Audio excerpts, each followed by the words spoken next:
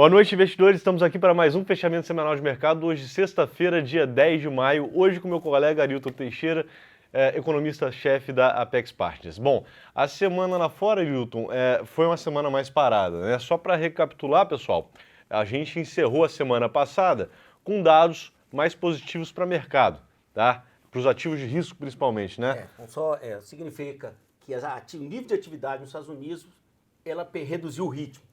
Logo, tem menos preocupação com a possibilidade do Fed vir a aumentar juros ou mesmo não reduzir os juros esse ano. Por isso, aí, o impacto positivo que nós vimos da semana passada. E aí, lembrando que a atividade americana está muito forte, a atividade econômica americana vem muito forte. E essa semana lá fora, então, sem dados novos para sair, saindo numa agenda macro, que foi relativamente positivo na semana anterior e com resultados das empresas, né? Lembrando que a gente está no final da temporada de balanço lá nos Estados Unidos já. Os resultados das empresas, apesar de mistos, né, teve sido resultado muito bom, teve resultado muito ruim, mas na média, surpreendendo positivamente o mercado. Reflexo também dessa atividade mais forte, né? Lá fora a gente teve uma semana bem tranquila, né? Os juros americanos, né, que é o ativo mais importante do mundo, ficaram estáveis ao longo da semana e com os resultados positivos indo na bolsa, o S&P 500, que é a principal bolsa americana, operou no campo positivo, fechando a semana com uma alta aí de 1,8%. Enquanto que o dólar, frente às outras moedas do mundo, aí eu falo dólar contra as principais moedas do mundo, também operou perto dessa estabilidade, fechando aqui com uma alta de 0,2%. Quando a gente vem para o Brasil, a história é diferente, né? Aqui a gente teve bastante coisa, principalmente na quarta-feira, decisão dos juros, né, da nossa taxa Selic, e hoje o IPCA. E aí a gente abre a segunda-feira e a terça-feira operando no campo positivo, todo mundo esperando ansiosamente a reunião do Copom a respeito dos juros, e aí o resto é história, né, Arilton? Vamos lá. Então, como é que a ansiedade do mercado estava claramente relacionada ao seguinte: há umas 3 semanas atrás o mercado foi muito pressionado porque o nível de atividade dos Estados Unidos está alto e a inflação americana teve repique. Com isso, começou a expectativa de que os juros americanos vão ficar mais altos por muito mais tempo. Bom, passou. Aí chegou a vez do Copom. Como que o Copom, ou seja, como que o Banco Central brasileiro ia reagir a essa mudança lá atrás? Tinha claramente uma divisão dentro do Copom e todo mundo esperava como é que eles iam se manifestar. O mercado ficou muito dividido entre 0,25 e 0,5. Aí veio o comunicado do Copom. O comunicado deixou bem claro que existe uma divisão no Copom hoje entre os membros que foram nomeados pelo governo anterior e os membros do governo atual. Os membros do governo anterior são mais conservadores e evitam tomar riscos desnecessários com reduções dos juros. Os membros nomeados pelo governo atual, seguindo aí as orientações do governo, querem sempre uma política monetária mais solta, mais expansionista. Bom, temos outros momentos para discutir isso. Obviamente, a nossa opinião aqui é sempre que o Banco Central não pode correr riscos, o Banco Central tem que ser conservador.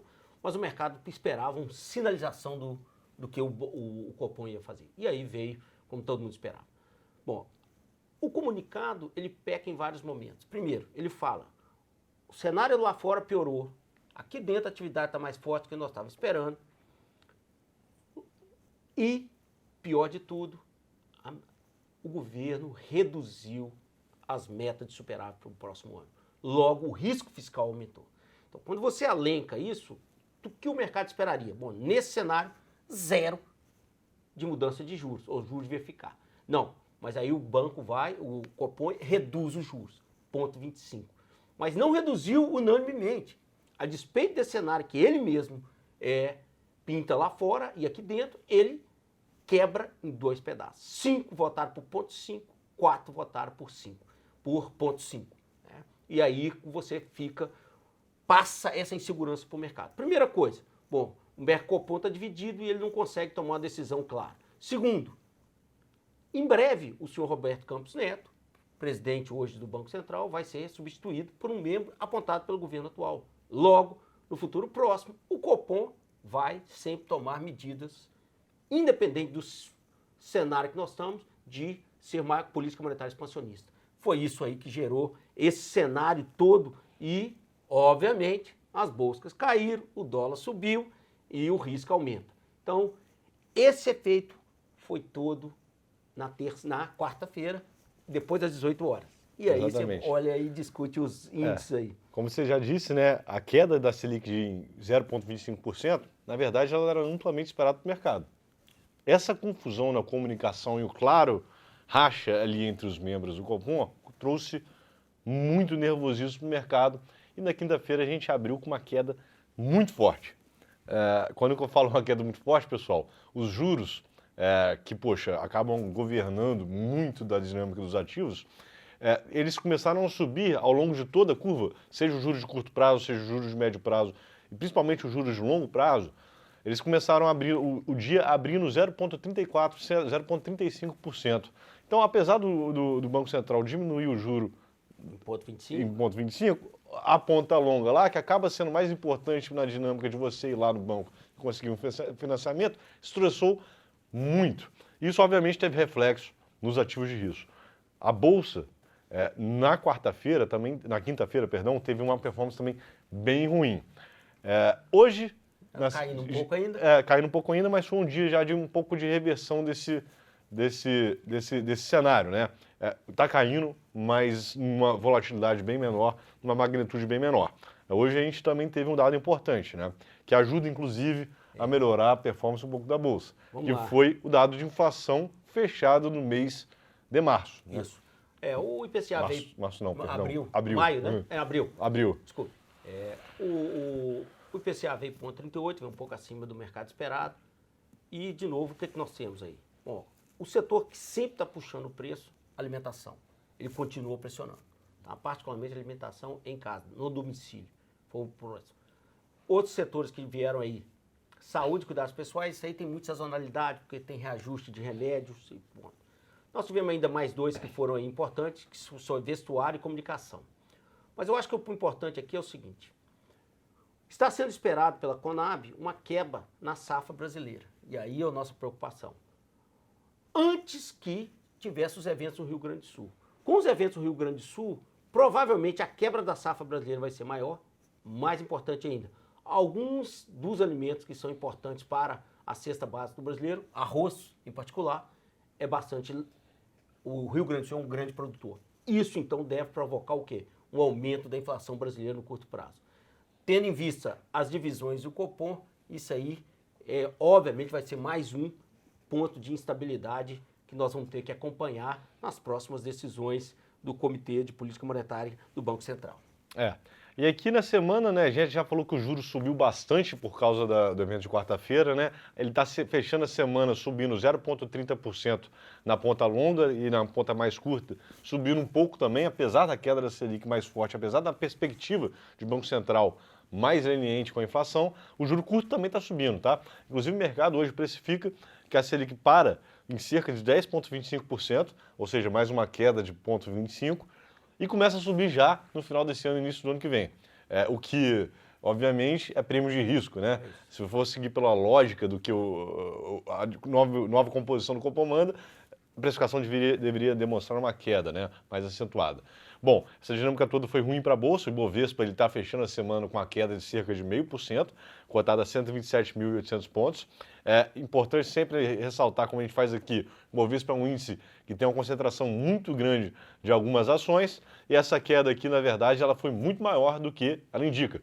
Isso porque a Petrobras está subindo 4,5% na semana. A Petrobras é a maior, junto com a Vale, né, são as duas empresas mais representativas no índice. Então a Petrobras subindo 4,5% segura bastante essa queda. Se a gente pega o índice de small caps, que pega as empresas mais menores, com menor liquidez e também mais ligadas à atividade doméstica, ele está caindo 3% na semana. Empresas do setor imobiliário caindo 4%, 5% na semana. Outro destaque também foi o IMAT, o índice de materiais está caindo 3,6% na semana. Uma queda significativa também num setor que tem uma composição grande dentro do índice. E aí o destaque é a Suzano. Suzano, grande produtor de celulose, teve os resultados divulgados essa semana. A gente também está em temporada de balanço aqui no Brasil. Na média, eles também estão vindo melhores do que os resultados anteriores e em linha, mas um pouquinho acima do esperado. Entretanto, Suzano, ela decepcionou muito pouco no resultado dela. O que pegou na Suzano, na verdade, foi que foi ventilado, né, que a Suzano estuda uma eventual compra de uma produtora de papelão e celulose também lá nos Estados Unidos. só que o problema é o tamanho da compra, né? Basicamente, ela está comprando um player que é do tamanho dela, quiçá até maior. E isso, obviamente, aumenta o endividamento dela e os investidores ficam receosos a respeito dessa aquisição. Então, a Suzano fecha a semana aí caindo cerca de 12%. Do outro lado, resultado positivo, Redditor, redes de hospitais, né? Um setor que está passando por uma dificuldade muito grande desde ali do fim da Covid, divulgou um resultado muito positivo e está subindo 15% na semana, tá? Bom, para a semana que vem, aí a gente já volta para a dinâmica lá fora com mais dados, né? É isso. Ó, vamos começar aqui. Semana que vem ainda tem um impacto ainda da reunião do Copom, porque na terça-feira sai a minuta. Veja só, quando termina a reunião, eles fazem um breve comunicado explicando o que foi discutido. A ata que vai sair na terça-feira, ela é bem mais detalhada e, em geral, pode esclarecer ou gerar mais incerteza ainda quanto ao comportamento futuro do Copom. Bom, na quarta-feira nós temos inflação americana. De novo, essa pode fazer preço. Se tiver outro repique, nós vamos ter aí provavelmente uma reversão aí nos preços dos ativos, particularmente os ativos de renda variável, né?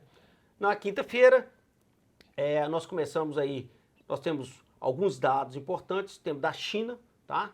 Produção industrial, vendas no varejo e desemprego. Também números importantes para a economia brasileira. Mas é isso que nós temos que acompanhar aí e vamos ver como é que os preços reagem se nós formos surpreendidos aí com dados acima ou diferente do esperado. Como de da edição, estaremos aqui na próxima sexta-feira trazendo essa atualização. A gente deseja a todos um bom final de semana, um bom descanso, especialmente aqui as mães aqui, um feliz Dia das Mães. Forte abraço, pessoal. É isso. Feliz Dia das Mães e até a próxima semana.